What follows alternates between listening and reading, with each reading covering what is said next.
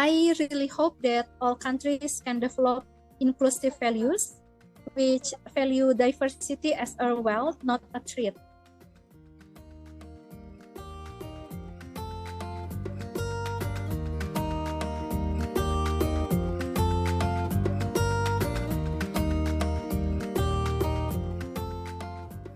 A warm welcome to Young Voices, an intercultural podcast. We are Young at Mission 21, and with this podcast, we want to give young people from all over the world a voice. Thanks to everyone for joining us on this journey to listen, learn, and grow together.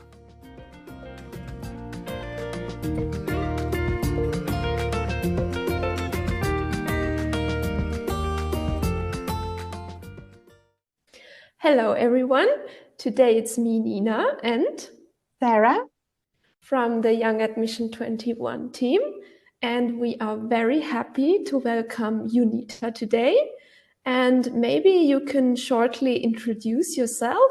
Okay, hi Sarah, hi Nina, hi everyone.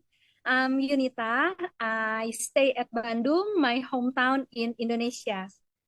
Right now, I'm a master's student of social science in Parahyangan Catholic University. I'm also active in Jakarta community that works in interfaith dialogue issues. Thank you so much for introducing yourself.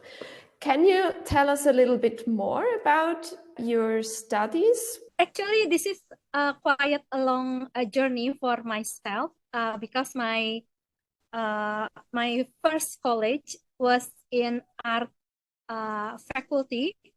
I'm a bachelor degree of visual communication design.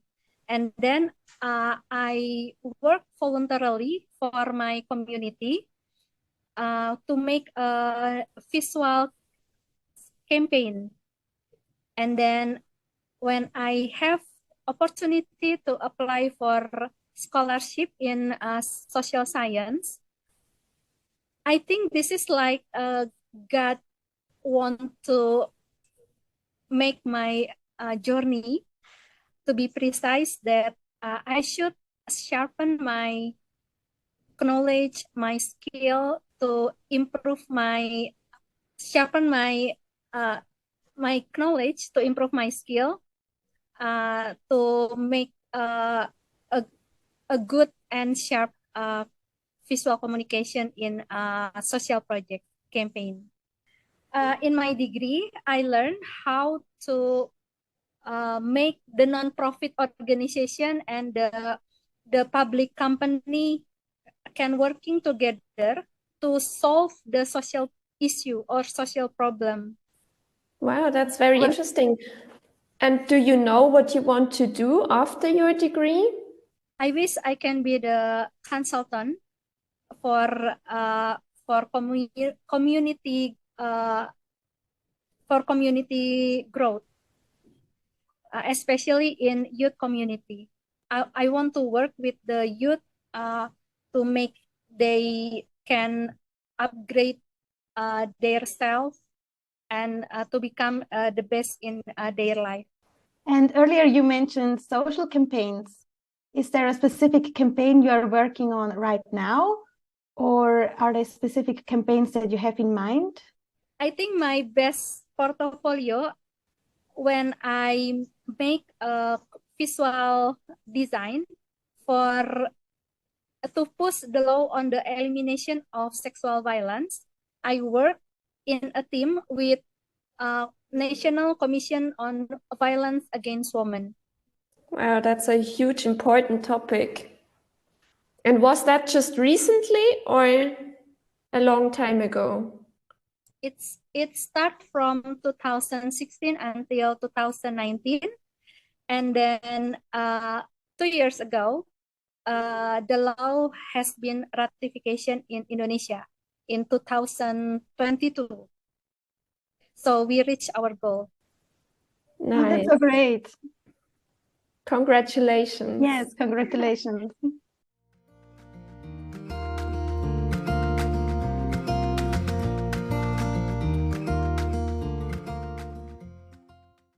Well, Indonesia is a very large archipelagic country on the equator.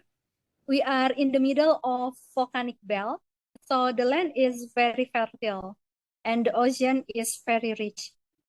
Maybe you have heard about Indonesian spices. Our fertile land produce a variety of spices, coffees, and vanilla, which causes other countries to visit Indonesia. Our history tells us that their intention to come was to trade, work, or spread religion and even colonize. Our country is also in the middle of the two continents of Asia and Australia, resulting in a unique mix of human races and cultures. I myself have a Chinese descendants. In Indonesia, Chinese descendants have mixed with other tribes for centuries, for very long time, resulting in a culture that can be recognized as Chinese Indonesia. Likewise, of Arab or Indian descent have local characteristics that differentiate them from people from Chinese, Arab, and Indian countries. Likewise, with the development of religion, the land of Indonesia gives its own flavor to religious expression. For example, Hinduism that grew up in Indonesia has a uniqueness that makes it different from Hinduism in India. So we call it Balinese Hinduism. While the Indonesian Catholic Church opens up opportunities for cultural acculturation so that the church liturgy can color the cultural commemoration of the local community. So what makes Indonesia special for me because this diversity. But of course, the most special from Indonesia is our food, our culinary. And speaking of which, what is your favorite food? Even though rice is our daily food, but noodles are a food that you can find on every street in Indonesia. Noodles come from Asian culture brought by the Chinese. Then in mixing cultures, in our history, noodles in each region in Indonesia have different tastes and cooking techniques. Noodles from Sumatra Island have a spicy taste and thick soup. Noodle from Java Island, stir-fried, cooked with soy sauce. And noodles in Kalimantan Island are short and wrapped in leaves. Of course, you can try looking for Indomie in ASEAN store in Europe because Indomie is an instant noodle brand that has a variety of traditional Indonesian food flavors. You can try Indomie with rendang flavor, Indomie with satay flavor, Indomie combine their noodles with the flavor from our traditional Indonesian food. Sounds delicious.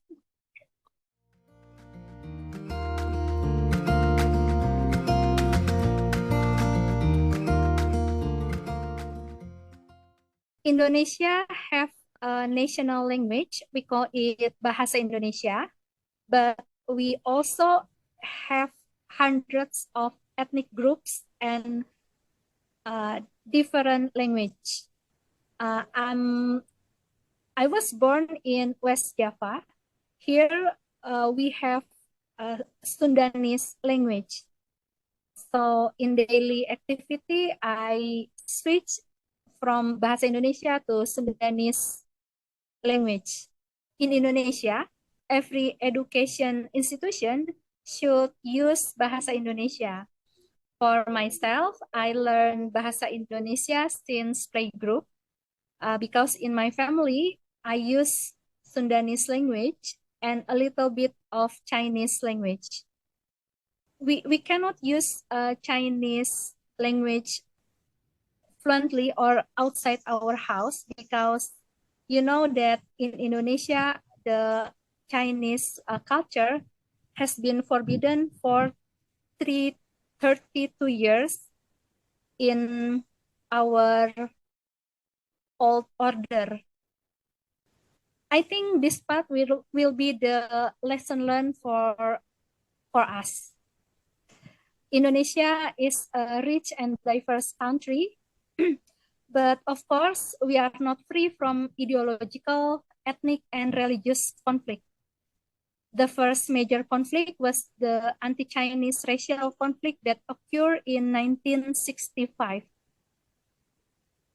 At the time, there was a view that Indonesian Chinese were supporters of the ideology of communism who had to be expelled from Indonesia. Chinese people who remained in Indonesia were forced to give up all Chinese culture for 32 years. So in my family, we cannot talk Chinese outside our house. We cannot celebrate our tradition. And then the hard thing for us is we need to change our name to be Indonesian name. And then there was another anti-Chinese racial conflict in 1998 as a result of political change and economic invasion. So that's double hit for us as a Chinese descendants. But after the conflict, there were a number of efforts for reconciliation and national education carried out by civil society independently. One of them is my volunteer community, Jakartaru. So for 22 years, we have held 11 youth interfaith camp activities.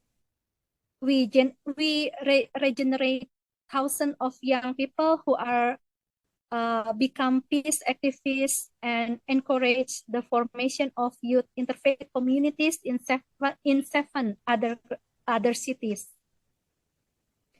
Yeah, there are a number of foreign peace activists who came to Indonesia and took the time to meet with Jakartaru to learn how we strive for peace amidst differences, especially with our creative campaign strategy, which uses local culture as the main material. Before 1998, when we stand our Chinese culture outside our house, people will report us to the government as a communist agent or communist supporters, and then bad thing will happen, like like the government can take us to the jail, etc. But after 1998, we enter the new era. We call it reformation. So the communication and the relationship between the Chinese descendants and other communities, we repair the relationship between Chinese descendants with other local communities.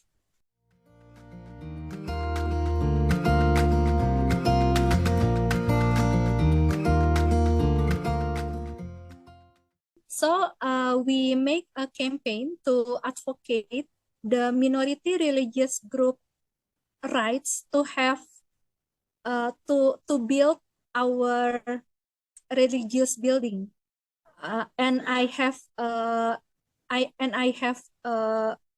job to make a campaign about this topic, especially to educate the young people that in our constitution, rights to pray, rights to build the religious building has been protected by our constitution.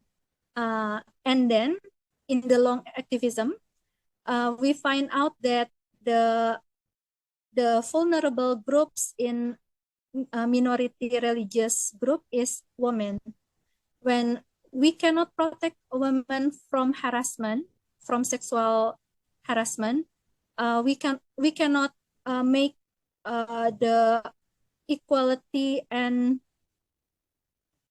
justice for all.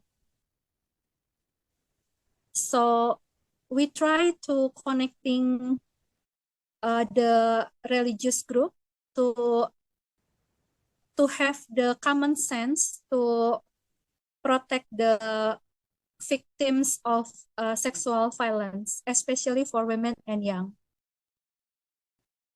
especially for women and children. So in fact, it combines your the two engagements you talked about earlier about the visual campaign you did against gender-based violence, and then also the volunteer project you are working at on interfaith dialogue. I think the main purpose of religion is how to bring the justice for all. So we encourage the religion organization to have a project to support the victims of sexual violence. So together we make a network as a religious organization, as a women religious organization, to discuss and to campaign and support the law on the elimination of sexual violence. Several years ago, we organized the West Java Advocacy Network. We organized several women religious group to talk about how we can protect the victims. We understand that the sexual violence also happen in our organization, in our religious house.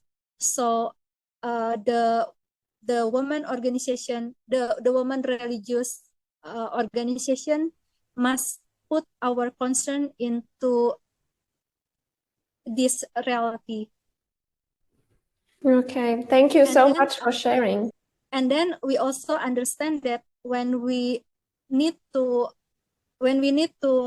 assist one victims, it really needs big effort, like a big fund, big people. We need to access help from the law firm and the health system to help the victims. That's very important work you do there. Thank you for sharing.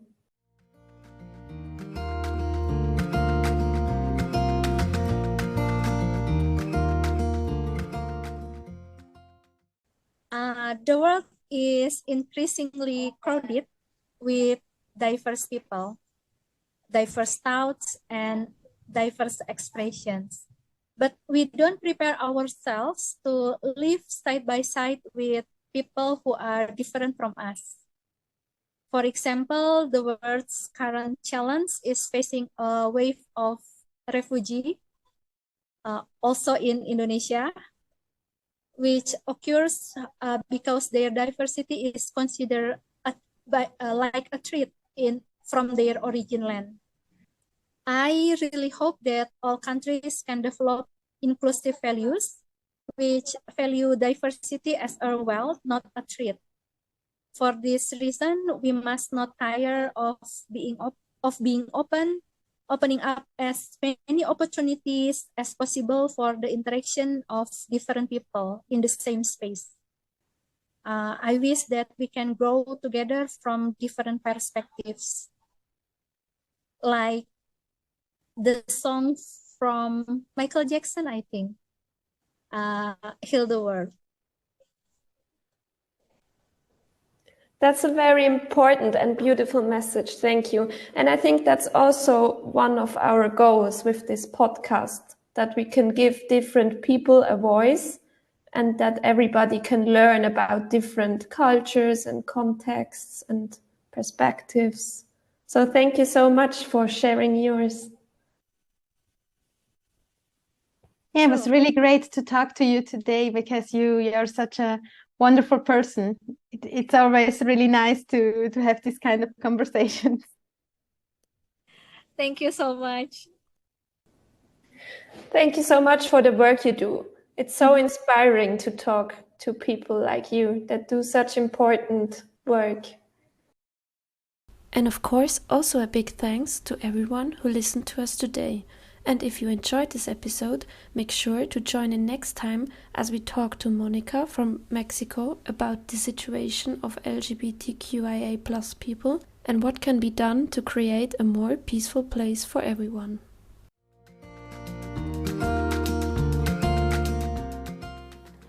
Have a good time, and if you haven't already, follow Young Admission 21 on Instagram and Facebook, where you can learn more about us and our projects. There you also have the opportunity to ask questions to our podcast guests. And don't forget, always listen to the voices around you.